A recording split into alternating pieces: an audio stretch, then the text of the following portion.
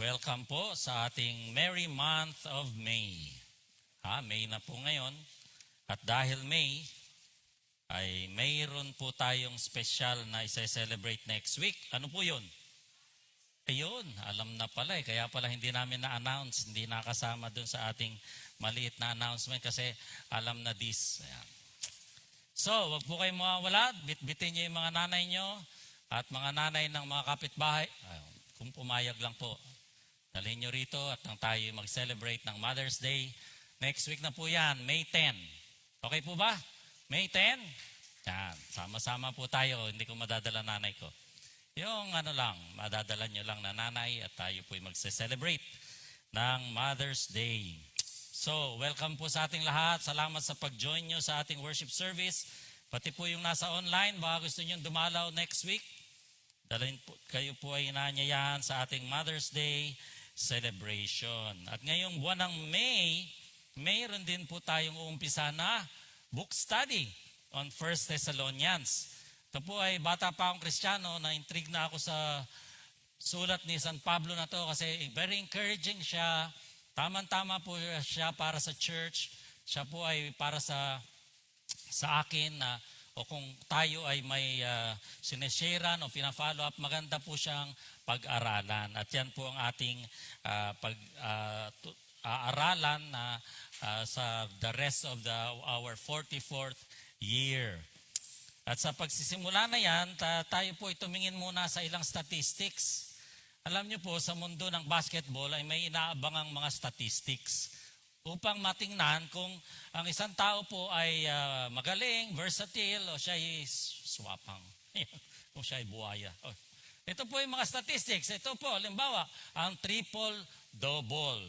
Ano ibig sabihin yan? At least maka 10 points ka, double digits, sa 3 sa 5 kategorya na yan. Marami pong mga, kasi ibig sabihin yan, ikaw ay papasa ka rin, at ikaw ay masipag, at ano. At ang karaniwan pong triple-double ay yung pong mga points, 15 points, rebounds and assists. Yan, medyo mahirap-hirap po yung mga blocks and steals. Pero meron pong naka-rare defensive na triple-double na tinatawag.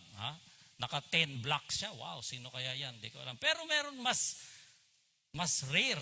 Ano po yun? Yung double, triple-double. Ano naman yan? At least maka 20 siya. 20 points, 20 rebounds, at 20 assists. Grabe, 2 lang daw po nakagawa niyan sa NBA. Kilala nyo? Next time may may quiz tayo, basketball quiz pala. Alam nyo ba sa church, naisip po lang yung mga statistics na yan kasi po sa church, dito po sa ating pag-aaralan, meron din tayong ganyan, kaya lang baliktad, double, triple, hindi triple-double. Yeah. At sa pag-umpisa ng ating pag-aaral ng 1 Thessalonians, ang 1 Thessalonians po ay hindi man perfect church, pero siya po ay almost ideal church. At nakakatuwa po siyang pag-aralan kasi nais natin na maabot din yung ganyang pagiging ideal church.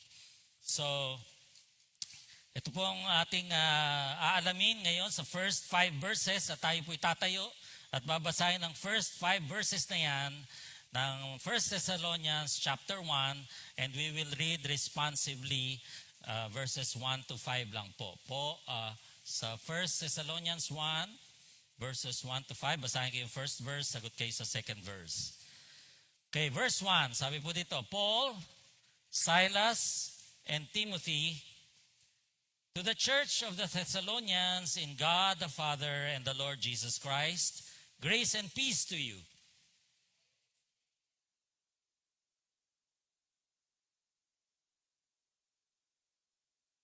Verse 3, we remember before our God and Father your work produced by faith, your labor prompted by love, and your endurance inspired by hope in our Lord Jesus Christ. Kayo po.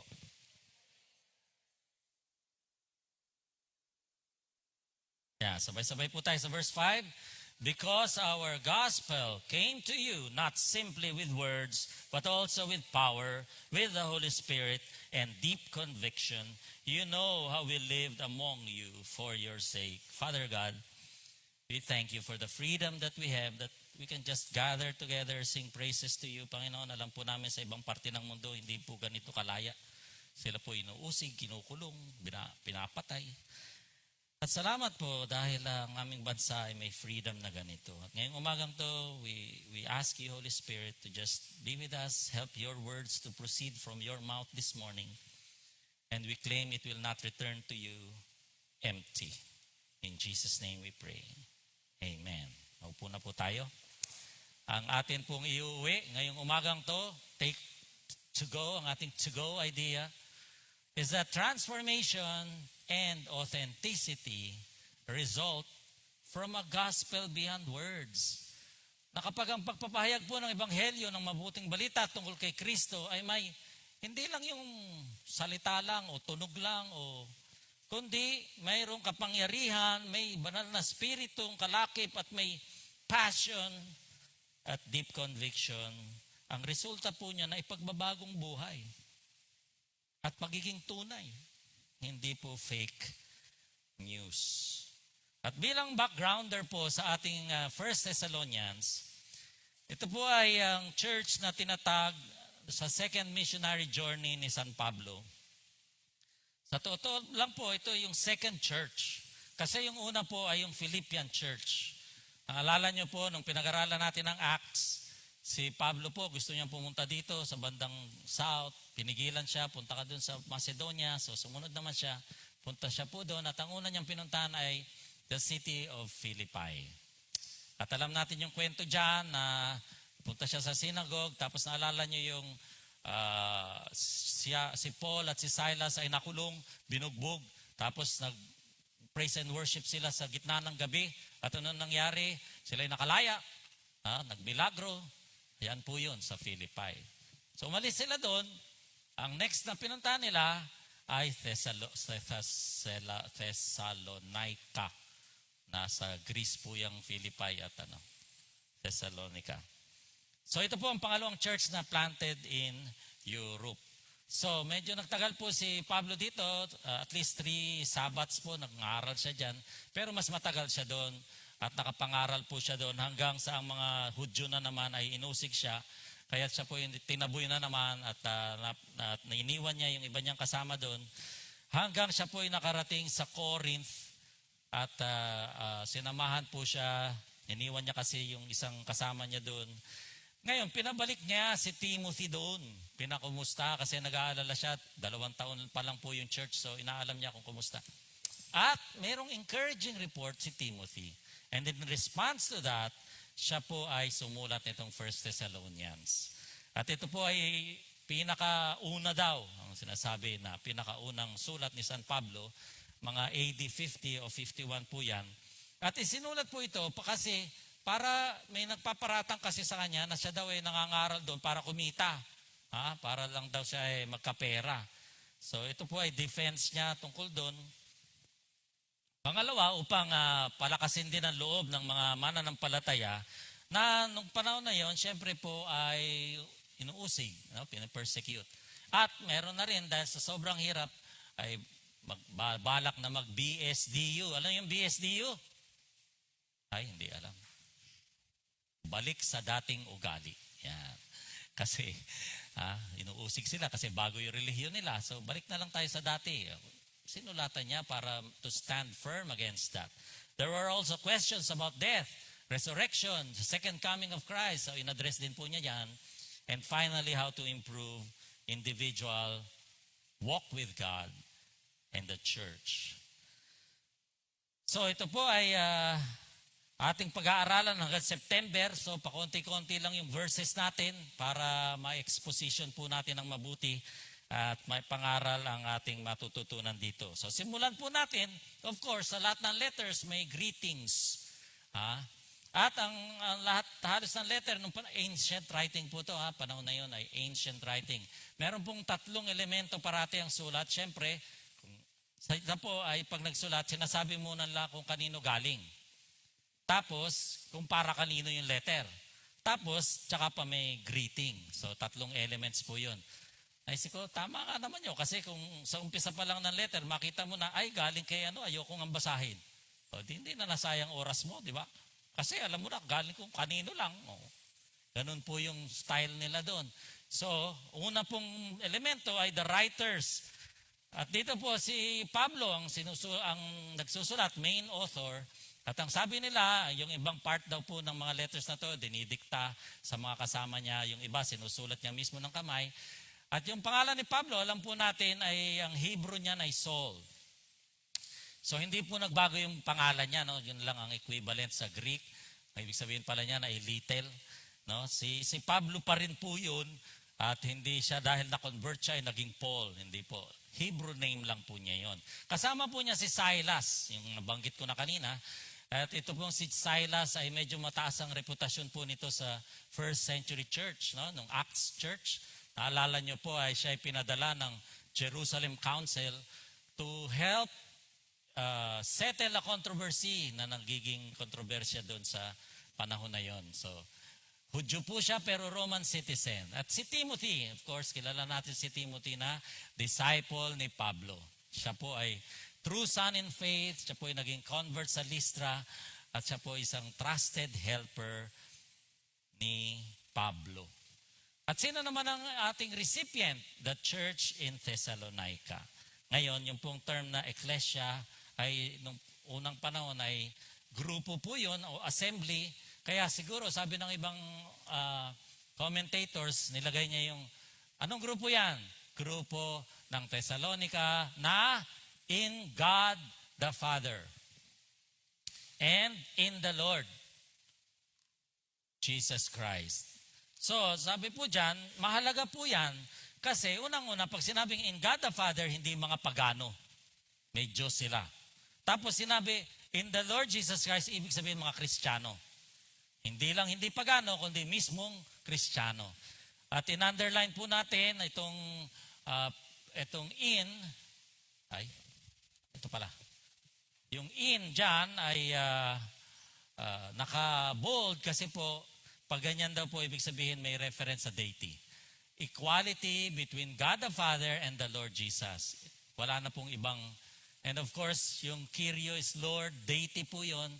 So, hindi po mapapasubalian na ang katuruan noon ay si Kristo mismo ay Diyos. Sa letter pa lang, umpisa pa lang, first verse pa lang, ay ina-establish na po agad yon. Of course, yung pong salitang eklesia ay nangangahulugan din na the called out ones, ang mga hinirang, mga tinawag, no? Tinawag mula sa mundo ng Roman world na makasalanan. Ito pong grupo na to ay kakaiba. And ang salita po dito ng greeting, ay may kasamang apostolic blessing. Mapapansin po natin na grace and peace ang kanyang greeting. Ang karaniwan daw pong letters ng panahon na yon ay greetings lang. At yan po yung mga salita, kay Rain, greetings. Si San Pablo po, hindi lang greetings, ginawa niyang grace and peace para paalalahanan tayong lahat. Na kaya tayo naririto, kaya tayo may church, kaya tayo pupunta ng langit, ay dahil lang sa biyaya ng Diyos. At ang grace na yan ang nagsusustain sa ating lahat, araw-araw.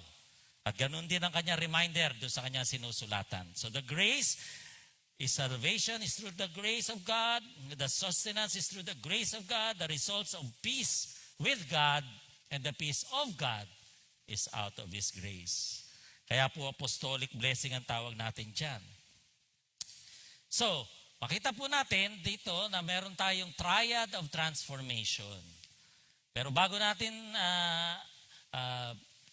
puntahan yung first double, triple na yan, ay makikita natin may tatlong paraan na inaalala ni San Pablo ang mga taga-Thessalonica. Number one, sa pamagitan ng pagpapasalamat. Sabi po niya sa verse na yan, we always thank God for all of you. Makita po natin na silang lahat, yung tatlong sumulat, lahat po na nanggaling doon, na nagsilbi doon, ay nagpapasalamat sa Diyos muna. At sa construction po ng salita na yan, yan daw po ay parati silang nagpapasalamat. Present tense and always pa. So talagang they were grateful and kept being grateful. Patuloy silang nagpapasalamat sa mga Thessalonians. Hindi sa Thessalonians, sa Diyos. The credit belongs to God alone. sa mga nangyaring pagbabago at magandang balita tungkol sa Thessalonians, Diyos ang purihin. Ganon din ba sa atin? Sana sa buhay natin, sa church natin, pag may ang gandang nangyari sa DVBS, sinong itataas natin? Sinong magaling dyan na teacher? Wala. Diyos lang. We thank God for Vacation Bible School na successful sa youth camp. Sinong naitaas doon? Nawa, ang Diyos lang. Kagaya po ng sinabi dito. At lahat po ng Thessalonians, every single one of them, nagpapasalamat si San Pablo para sa kanila. Kaya tayo po, kung tayo may pina-follow up, kung tayo, bawa yung ating daughter church, papasalamat tayo sa Lord. Dahil may daughter church tayo, lahat yun, sila doon, ay papanalangin po natin gagaya ng ginagawa nila San Pablo. Pangalawang paraan na inaalala nila yung mga taga-Thessalonians is by praying for them. Sabi po doon sa last part of verse 2, mentioning you in our prayers. Ibig sabihin, not just thanking God for the progress na nangyari na. Okay, nagpasalamat kami kasi nagbago ng buhay nyo eh. Salamat talaga sa Lord yun. But also, interceding for more advancement sa kanilang spiritual growth. Yun po ang paraan na inaalala natin ang ating mga pina-follow up, gusto nating sharean. Papasalamat tayo and then mention kung anong kailangan nila para lumago pa. May mga mahina pang loob, palakasin. So, kasama po sa remembering nila Pablo ay yung interceding for the advancement of their growth. And in all occasions daw ay inaalala nila ang mga Thessalonians. Nawa tayo rin po ganun. Tayo po ay meron na ba tayo, maganda po kung lahat tayo makaranas, mga kapatid, na meron tayong inaalagaan spiritually, kaya ni Pablo. Okay? Kung meron po tayong gagayahin, gayahin natin yung disciple making ni Pablo. Na ang kanyang pag-aalaga ay gayon na lang, na araw-araw pinagpe-pray niya yung kanyang inaalagaang mga disciples. Meron na po ba kayong inaalagaan? Kung meron na, praise God. At kung meron na, go for more. Tayo na disciples. Yan po magandang gawing ambisyon. Kung wala pa, ipag-pray natin this year. Huwag matapos ang this year. Na tayo ay mamolo. Alam niyo yung molo? Ano na naman yung molo na yan? Missed opportunity, lost opportunity, mga kapatid. Baka may ma-miss tayong opportunity na ma-sharean, ma-follow up, ma-disciple. Lost opportunity na yon. Baka hindi na mabalik. So hanggat maaari, ipag-pray natin na tayo makasama sa ganitong gawain. At finally, remembering them, ito na yung first double triple. Anong sabi po dyan? We continually remember before our God and Father your what? Your what? Anong una? Your work produced by faith. Yan. Ano po na una? Yung work o yung faith? Yung faith. Okay? So consistent siya. Hindi sila nag-aaway ni Santiago. Naalala niyo si James? Sabi ni James, show me your faith. Show me your... faith without works is dead. Sabi ni Santiago. Sabi naman ni San Pablo, for by grace you have been saved by faith, by grace through faith, not of your works. Ay, magkaaway silang dalawa. Hindi, ito po, this one supports yung view ni James. Nauna yung pananampalataya. Tapos ang resulta, works. Kung walang works, baka walang pananampalataya. Yung Ephesians 2, 8 and 9, idagdag nyo na yung 10. Bakit sabi sa Ephesians 10? Sabi sa Ephesians 10, for we are God's handiwork, created in Christ Jesus, to what? To do good works, which God prepared in advance for us to do. Sa bawat isa sa atin, mga kapatid, may magandang gawain na pinrepare na ni Lord, nakaplano na, baka mamulo na naman tayo. Baka ma-miss nyo na naman yung opportunity to do the good work that God has prepared for you in advance. Advance. May plano na. Alamin na lang natin kung ano yun at gawin natin.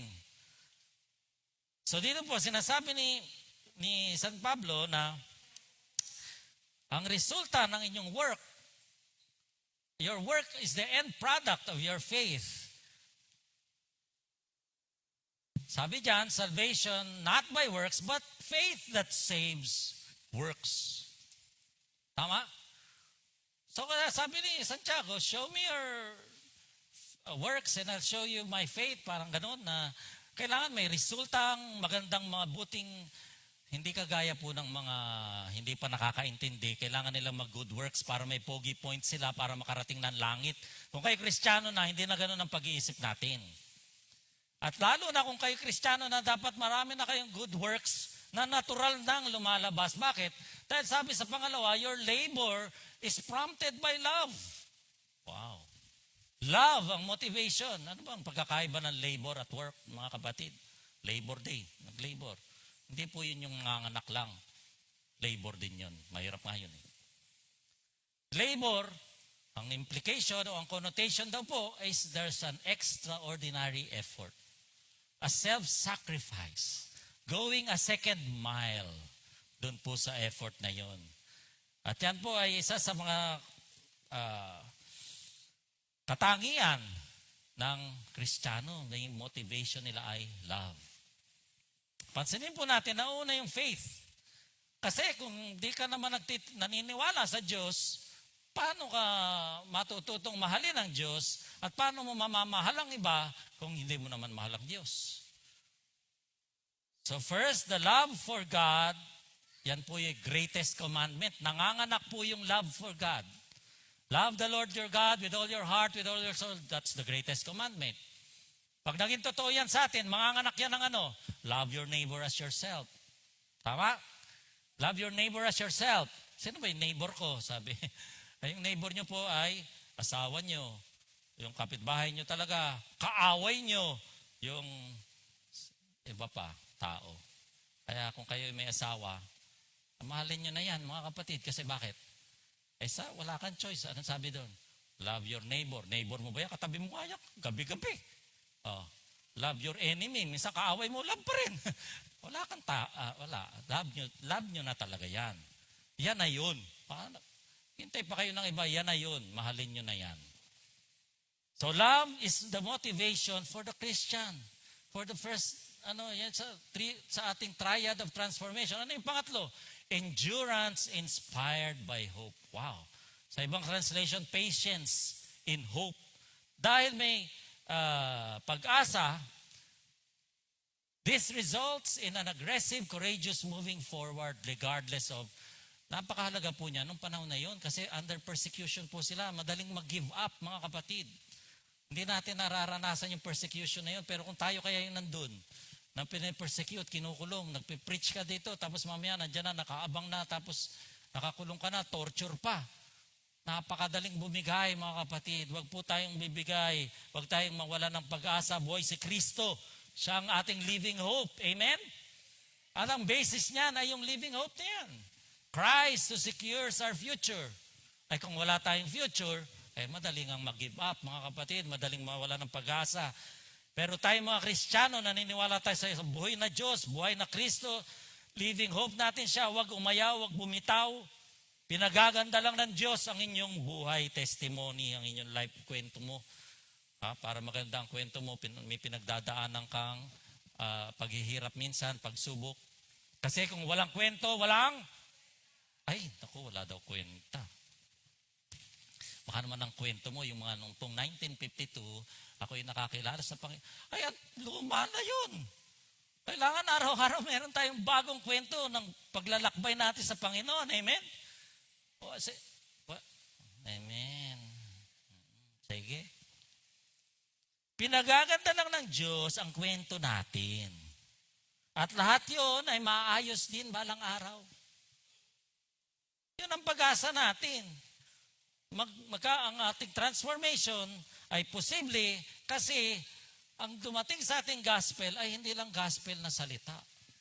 It is beyond words. Kapag ang gospel ay pinahayag na may kapangyarihan, hindi lang tunog o salita, ang resulta niyan ay pagbabago. At sabi po dito, kanina remembering, ngayon knowing. Ito po yung second, double, triple natin. Pero bago tayo dumating dyan, ano ba yung ibig sabihin ng beyond words? gospel beyond words na sinasabi dyan. Well, sabi po sa verse 4, for we know, alam daw, sigurado daw po, ni San Pablo, ni Silas, ni Timothy, we know, sigurado kami, na kayo, mga kapatiran natin, mahal kayo ng Diyos, at kayo'y pinili ng Diyos, loved and chosen by God. Bakit natin alam? Bakit tayo sigurado? Because our gospel came to you not simply with words, but with what? Next slide yun. Huwag muna kayo pumunta doon. Unahan niyo ako eh. Sabi niya, Christ's gospel came to you not as hollow, alam niyo, hollow block, walang laman sa loob. Ha? Not as hollow words, or mere noise, or sound, but with three other ingredients. Ito yung ating double, triple, number 2. Hindi salita lang yan. Ang gospel namin ay beyond words. Words plus 3. Ano yung plus 3? Number 1, with. So we have a triple mark of authenticity. Ito ay katibayan na talagang Diyos ang gumalaw sa inyo. Unang-una kasi may power. At yung power na yon ay hindi nangangahulugan na lahat kayo ay nakakagawa ng milagro. Hindi po. Yung power na yon ay kakaiba kasi yun ay power na inward, na nasa inyo. Okay? Sabi po dyan, basahin nga natin yan. Inward power with which the gospel proclaimers were filled as what? As they gave the message. As you proclaim the message, you will have the power. Not before. Yun ang problema natin.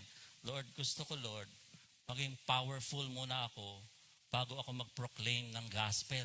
Kasi, Lord, baka ako i-debate nitong mga to, kaya nakakaawa naman ako, nakakahiya naman, baka ako mapahiya, Lord. Hindi nyo po mararanasan ng power hanggat hindi kayo nagpo-proclaim.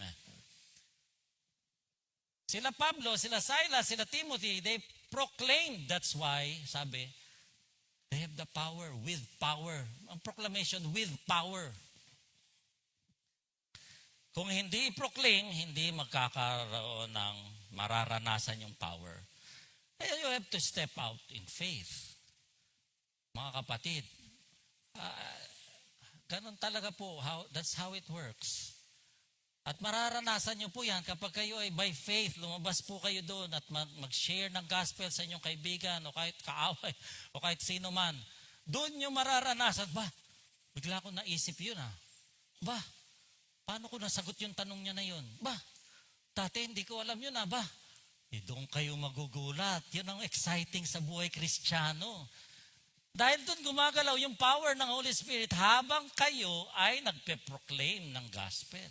Nagse-share ng gospel, nagpe-pray para sa iba. Hindi before. Naliwanag po ba yun? Huwag niyo hintayin na kayo maging powerful. Ang nagiging powerful, yung nagpo-proclaim at nararanasan, at hindi yung miracle working power na, kundi yung inward power na nasa atin, an awareness of God's special involvement in what you're doing. Aware ka doon. Bakit? Kasi kung ako lang, hindi ko kaya. Saan mo mararanasan yung power? Parang hindi ako yun Saan galing yung nasabi kong yun? Yun, ang Holy Spirit. And that brings us to the second ingredient of this triple mark of authenticity. Hindi lang in power, but also in the person of the Holy Spirit. Yung Holy Spirit, kasama dyan. Bakit? Siya ang source ng power. Bakit? Siya yung third person, hindi multo.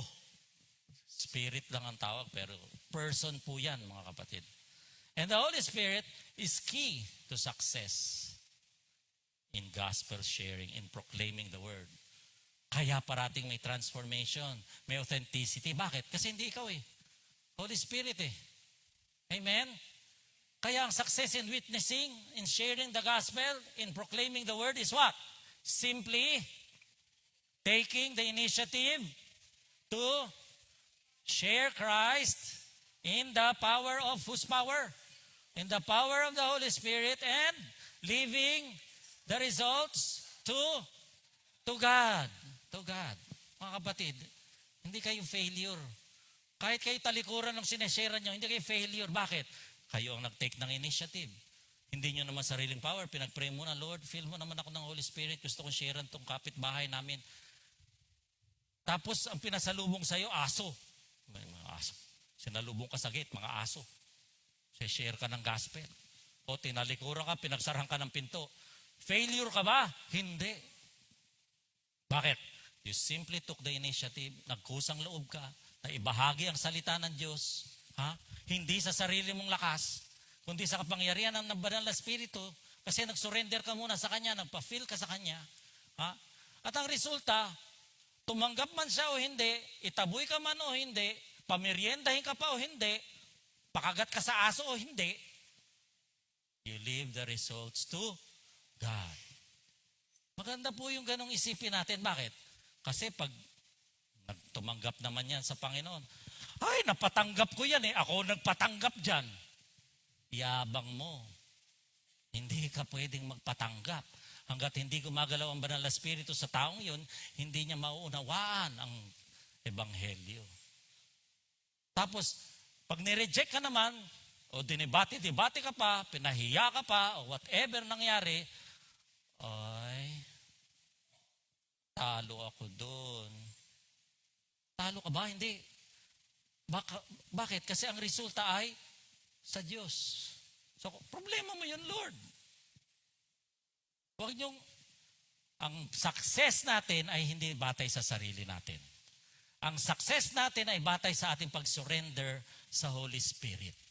Ang resulta nun, kung ano man yung gagawin ninyo para sa Panginoon, Diyos ang bahala. Ipagpasa Diyos nyo dahil ang importante, nalulugod ang Diyos kasi nag-take ka ng initiative, nagkusang loob ka na ibahagi ang kanyang salita. So not only vision ka, na ikaw ay totoo, hindi ka plastic, hindi ka fake news, mga kapatid. Authentic ka. Ang iyong pananampalataya ay authentic. Dahil naranasan mo mismo. At yan mismo ang sinasabi dito, sabi, perfect, ang mga speakers, sila Paul, Silas, and Timothy, had the perfect assurance as to the truth and the effectiveness of the message. Why? Why are they so sure? Because they experienced that themselves. Naranasan nila eh.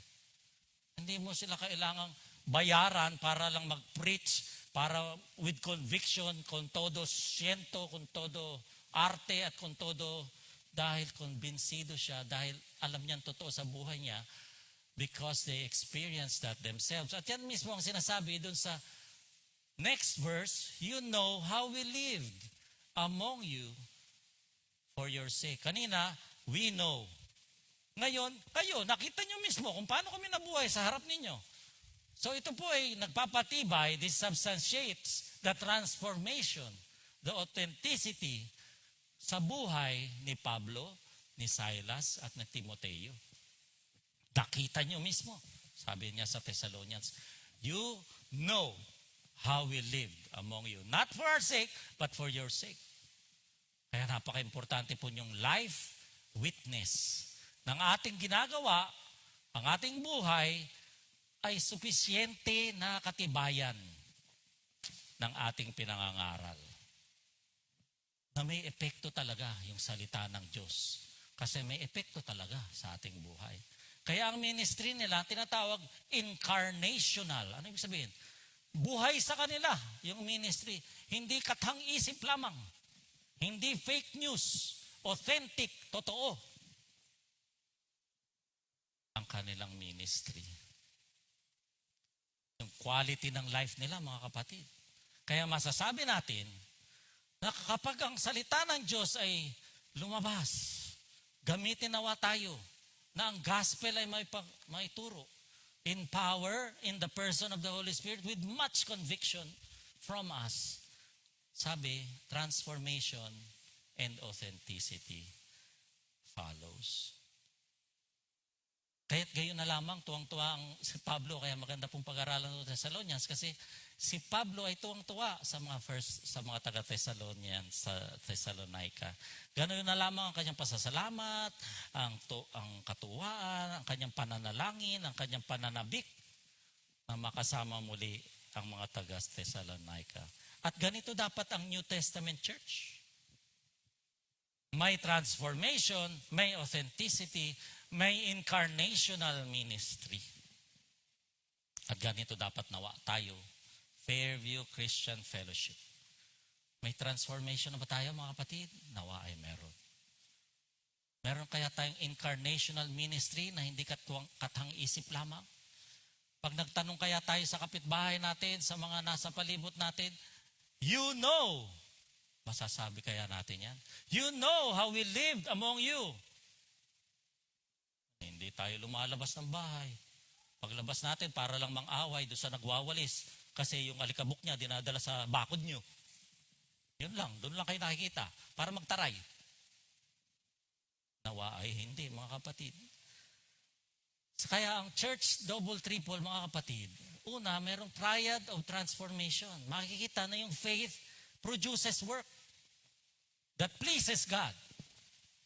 At yung faith na yan, sa Panginoon, habang ina-exercise mo ang pagtitiwala mo sa Diyos, nabibuild up din ang iyong love for God. At yung love na yun, ang dahilan na ikaw ay nag-labor. Mga kapatid, yung mga Vacation Bible School volunteers natin, mga kapatid, yung iba doon, nag-leave pa sa trabaho. Nag-leave. Thursday, Friday, Saturday kasi yun eh. Okay? 6:30 ng umaga, nandito para ayusin. Tapos at least 3 oras lang, anong oras ba yun? Parang 4 na oras. Ang gugulo ng mga bata dito. Buti na lang sila ang teacher, hindi ako. Meron silang patience and hope. Gagawin mo ba yun kung wala kang pag-ibig sa Diyos? Wala kang future looking na itong mga batang to, paglaki nito, may salita ng Diyos sa puso nila. Kahit anong salita ng Diyos na maitanim mo sa maliliit na puslit na yan, tutubo, mga kapatid. Yun ang panghawakan natin. Tutubo yun. At Diyos lang ang makakaalam sa magiging transformation, sa magiging authenticity ng kanyang gospel na tatanim sa batang yan. Bawat labor natin na hindi nakabatay sa pag-ibig, anong tawag ni Pablo? Empty gong, a clanging cymbal. Baliwala kung walang pag-ibig. At tayo magpupursige. Bakit? Dahil ang pag-asa natin ay buhay. Hindi tayo mag-give up. Wala nga tayong persecution eh. Mga kapatid, wala pa tayong persecution yan.